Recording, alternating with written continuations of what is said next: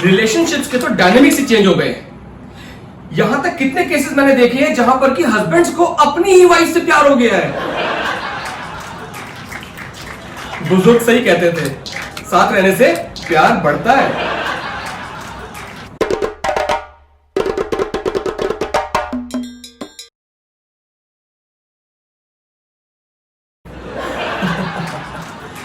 तो पिछले कुछ दिनों में हम लोगों ने तरह तरह के लॉकडाउन देखे। इनफैक्ट इंडिया ने तो लॉकडाउन में इतनी क्रिएटिविटी लगा दी है कि मैं तो कहता हूं इंडिया को कॉपीराइट्स के लिए अप्लाई कर लेना चाहिए। फुल लॉकडाउन, वीकेंड का लॉकडाउन, ऑड इवन का लॉकडाउन। अबे कर लो ना यार लॉकडाउन। पर इंडिया में ना एक चीज पे कोई लॉकडाउन नहीं लगता है, और वो है बेवकूफी पे लॉकडाउन। ना ना ना ना, मैं ये ताली थाली एमएलए मध्य प्रदेश ऐसी कोई बात नहीं कर रहा हूं। आप भी मत करना ऐसी कोई बात। और अगर किसी के मन में ऐसी कोई बात आ रही हो तो यहां से बाहर निकलने के बाद अपना आधार कार्ड चेक कर लेना, कैंसिल तो नहीं हो गया कहीं। मैं तो बात कर रहा हूं भाभी जी की। अब आपको पता होगा हमारे देश में कहावत है, गरीब की बीवी सबकी भाभी। नहीं पता है? ऐसा समझ लो चौमू की गर्लफ्रेंड पे सब चांस मारते हैं।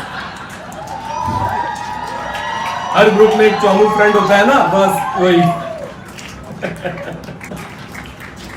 कोई चौमू यहां भी बैठा होगा। तो बात है विनोद और उसकी वाइफ की। विनोद को तो जानते होंगे ना आप लोग? हाँ, वही ट्रेंडिंग में चल रहा है जो विनोद। बहुत से लोग परेशान भी हैं कि क्या है चक्कर विनोद का। इसके आगे कुछ नहीं पीछे कुछ नहीं लिखा है, सिर्फ विनोद। आज उसका भी खुलासा कर देंगे। तो हुआ ये कि लॉकडाउन में विनोद की चली गई नौकरी और बड़ी परेशानी। तो विनोद और उसकी वाइफ ने डिसाइड किया कि वो जाएंगे नेताजी के पास कुछ मदद मांगने। तो जब वो जाने लगे तो उन्हें लगा खाली हाथ जाना अच्छा नहीं है। तो विनोद की वाइफ बोली कि भाई एक काम करते, मैंने कुछ पापड़ बनाए हैं वो ले चलते हैं। तो विनोद और उसकी वाइफ जब नेताजी के पास गए, अपनी समस्या बताई और पापड़ भी उन्होंने भेंट किए, तो पता नहीं क्या हुआ है। उस दिन के बाद से नेताजी कह रहे हैं भाभी जी के पापड़ खाओ, भाभी जी के पापड़ खाओ। और उसी दिन के बाद से ना विनोद के आगे कुछ ना विनोद के पीछे कुछ, बस सिर्फ विनोद रह गया। अच्छा, लॉकडाउन में ना रिलेशनशिप्स के तो डायनेमिक्स ही चेंज हो गए। यहां तक कितने केसेस मैंने देखे हैं जहां पर कि हस्बैंड्स को अपनी ही वाइफ से प्यार हो गया है। बुजुर्ग सही कहते थे, साथ रहने से प्यार बढ़ता है। अच्छा, एक चीज और है कि लॉकडाउन में लोगों ने ना खाने पीने के अलावा एक काम और जम के किया है। नहीं नहीं नहीं, उस काम की बात नहीं कर रहा हूं, मैं बात कर रहा हूं टीवी देखने की।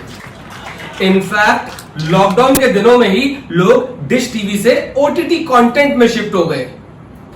मुझे तो ओटीटी का मतलब ओवर द टॉप कंटेंट होता है अभी कुछ दिन पहले मालूम पड़ा।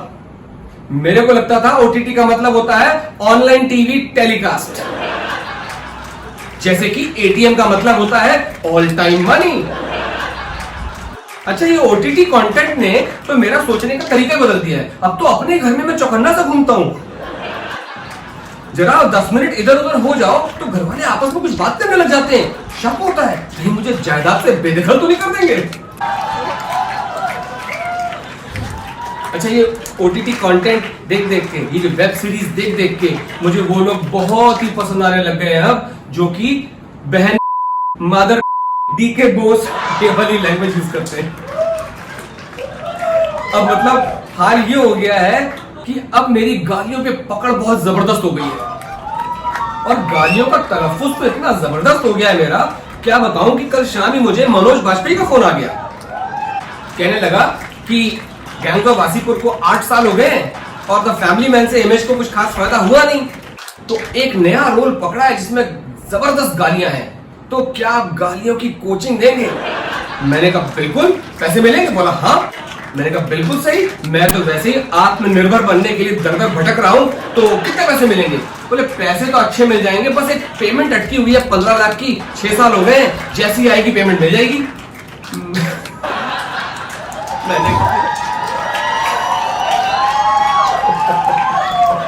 मैंने मनोज से पूछा भी वो पेमेंट तो जब आएगी तब आएगी, तब तक खाऊंगा क्या मैं?